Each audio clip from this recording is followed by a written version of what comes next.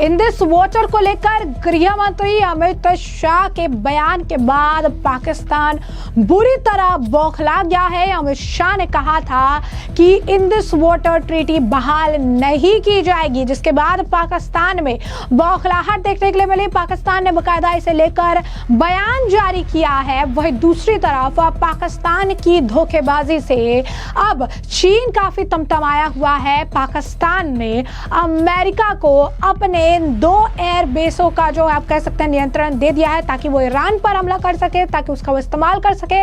जिसके बाद अब चीन ने इस मामले को लेकर रेड फ्लैग रेज किया है। इसी के साथ साथ आपको बता दें कि पाकिस्तान की तरफ से इंदिस वाटर को लेकर एक और गीदड़ भभकी देखने के लिए मिली, जहां पर बिलावल भुट्टो ने भारत की 6 नदियों पर कब्जे की बात कही है। तो क्या है पूरा मामला, विस्तार से जानेंगे एक एक करके। सबसे पहले बात कर लेते हैं कि पाकिस्तान द्वारा इंदिस वाटर ट्रीटी को लेकर क्या बयान जारी किया गया है।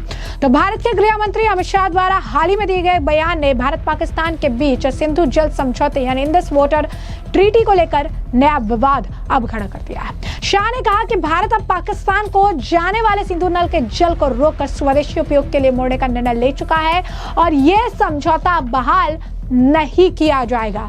इस बयान के जवाब में अब पाकिस्तान के विदेश मंत्रालय ने गहरी आपत्ति जताई है। मंत्रालय ने इसे अंतर्राष्ट्रीय कानूनों और संधियों का उल्लंघन बताते हुए भारत से अपने फैसले पर पुनः विचार करने की मांग की है।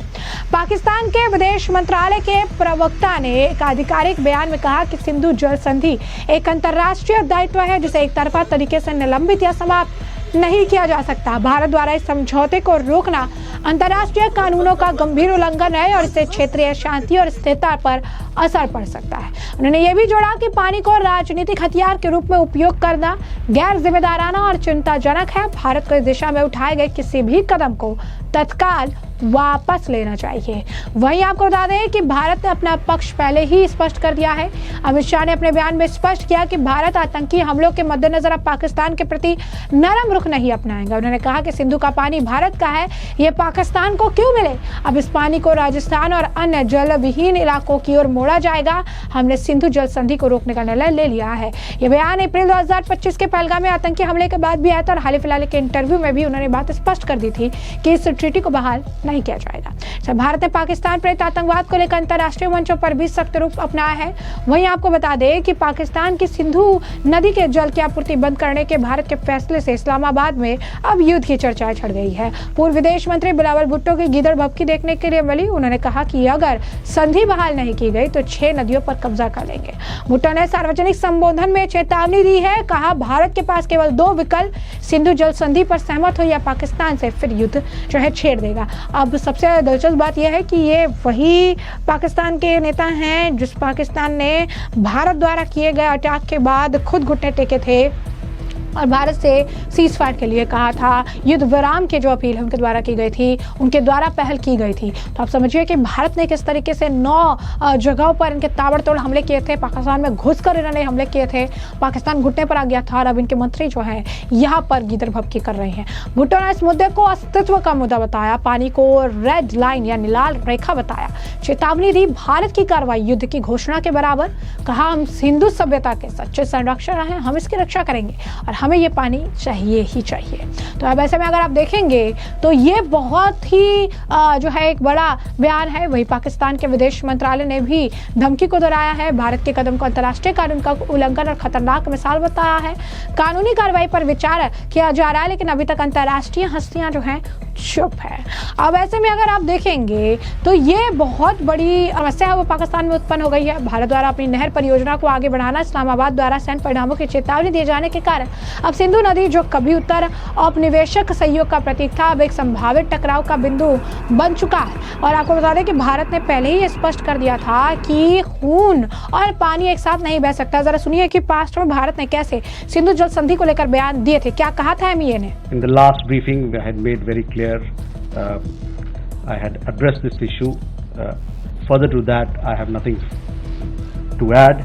But at the same time, would like to let you know that you are aware of our position that any India-Pakistan engagement has to be bilateral. At the same time, I would like to remind you that talks and terror don't go together. On terrorism itself, as I had said earlier, we are open to discussing the handing over to India of noted terrorists whose list was given to Pakistan some years ago. I would also like to underline that any bilateral discussion on Jammu and Kashmir will only be on the vacation of illegally occupied Indian territory by Pakistan. And on the question of Indus Waters Treaty, I am again repeating myself, it will remain in abeyance until Pakistan credibly and irrevocably abjures its support for cross-border terrorism. As the Prime Minister has said, water and blood cannot flow together. Trade and terror also cannot go together. तो जैसे कि आपने उनका बयान सुना, वही दूसरी तरफ पाकिस्तान ने ईरान के खिलाफ अपने एयरबेस और फौज को अमेरिका को देने का सौदा कर दिया है, जिसके बाद चीन पाकिस्तान से नाराज हो चुका है। इससे पाकिस्तान की नेशनल असेंबली में भी जमकर बवाल मचा है। दावा किया जा रहा है कि हाल ही में अमेरिका के राष्ट्रपति डोनाल्ड ट्रंप और पाकिस्तान के आर्मी चीफ आसिम मुनीर के साथ हुए एक डील में पाक ने अपने आर्मी बेस और पोर्ट को ईरान के खिलाफ इस्तेमाल के लिए अमेरिका को देने में हामी भर दी। यह आरोप एक पाकिस्तानी सांसद ने भी लगाया है। पाक की सियासत में अब उबाल आ चुका है। पाकिस्तानी सीनेटर ने माना है कि पाकिस्तान यूएस को अपने बेस दे रहा है ताकि ईरान पर हमला किया जा सके। पाकिस्तान के नेशनल असेंबली सदस्य साहिबजादा हामिद रजा ने भी खुलासा करते हुए कहा कि पाकिस्तान अपना एयरबेस बंदरगाह अमेरिका और इजराइल को ईरान के खिलाफ सौंप रहा है। उन्होंने कहा पूरे इंटरनेशनल मीडिया में इस बात की चर्चा है। आपको बता दें कि अत्यधिक अस्थिर भू राजनीतिक माहौल में अब चीन MSS ने निदेशक ने चीन पाकिस्तान संबंधों को लेकर रेड फ्लैग रेज किया है, क्योंकि पाकिस्तान ने अमेरिका को 2 एयरबेस तक पहुंच की अनुमति देने की सहमति जो है जता दी है।